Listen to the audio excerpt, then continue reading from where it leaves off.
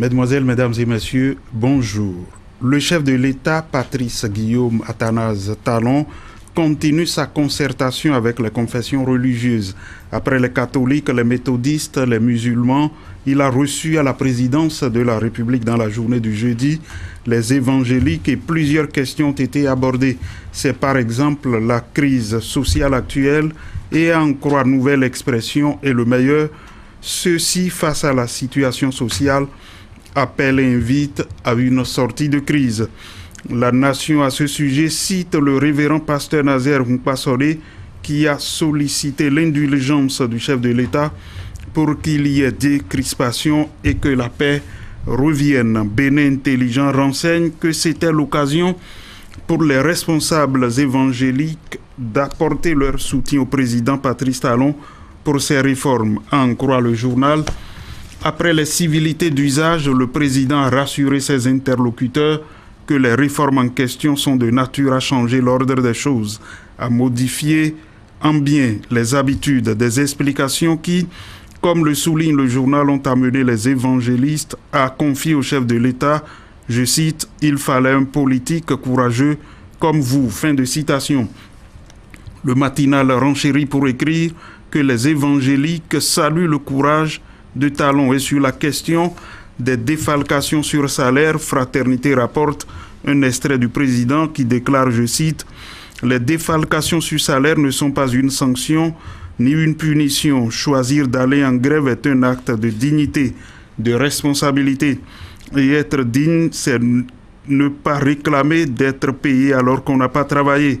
Je veux que nos concitoyens soient des hommes dignes, qui méritent respect, qui posent des actes dont ils mesurent la gravité. Si vous faites grève et vous percevez le salaire correspondant au jour de grève, est-ce que ça n'enlève pas le sérieux de la cause qu'on défend ?» Fin de citation. Toujours s'adressant à ses interlocuteurs et cité par Fraternité, il confie, je cite, « Nous aurions tort de ne pas opérer des défalcations sur salaire. C'est une exigence pour restaurer nos valeurs. » Fin de citation. Et selon l'autre quotidien, les responsables évangéliques se disent prêts à accompagner le gouvernement, surtout que le chef de l'État a exprimé son intention de réunir à terme un conseil consultatif des grands courants religieux. La presse du jour de dire que les évangéliques soutiennent les réformes de Talon. Nord-Sud quotidien parle de carte blanche aux réformes. Et puis en ce qui concerne la décision de constatation d'absence au poste suite au durcissement du débrayage, le journal L'Actualité estime que le gouvernement fait montre de sa bonne foi dans les négociations, tandis que le Soleil Bénin Info se prononçant sur la défalcation sur salaire pour fait de grève illégale et menace de radiation, note que les grévistes se mordent les doigts et les syndicats sont contraints à reprendre le chemin du travail. La dépêche constate de son côté qu'entre syndicats et gouvernement, il y a rupture. Une interrogation du journal catholique La Croix du Bénin, bras de fer gouvernement-syndicat vers l'impasse totale. En tout cas, note la Nouvelle Tribune, les responsables syndicaux expriment leur mécontentement au président du Conseil économique et social mercredi dernier quand ils ont été reçus en audience. Et selon le journal, Noël Chadari invite à la radicalisation du mouvement. La Nation rappelle que les échanges avec Augustin Tabek-Bignan ont porté sur les mouvements de débrayage observés dans divers secteurs.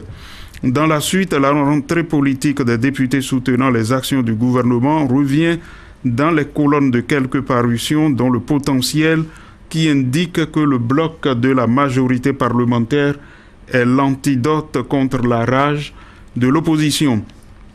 Pendant que le Matin souligne que le bloc de la majorité parlementaire réaffirme son soutien à Talon, Libération renseigne que cette majorité dresse un bilan plus que satisfaisant du régime Talon. Ceci non pas à cause des beaux yeux de ce dernier, mais parce que, en à peine 2 ans de gestion, il a réalisé des prouesses qui méritent d'être saluées, des prouesses que le député Jean-Michel Abimbola a largement mis en exergue.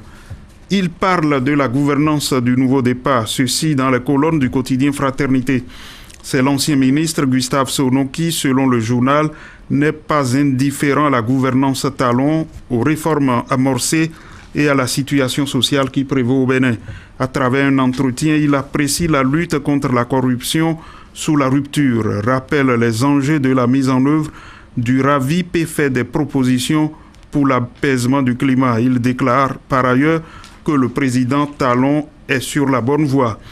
En pêle-mêle, Libération parle de vente illégale de domaines publics à Fiegnon-Kouta et brandit les preuves qui enfoncent davantage le chef quartier Adeni et Léa Dissoglo. L'économiste rapporte que l'autorité de régulation des communications électroniques et de la poste dispose désormais sur la période 2018-2021 de nouveaux axes stratégiques pour le développement des télécommunications. Le même journal renseigne que la tontine financière est une activité en pleine concurrence avec les banques. Asengon, Kanyi, Asengon.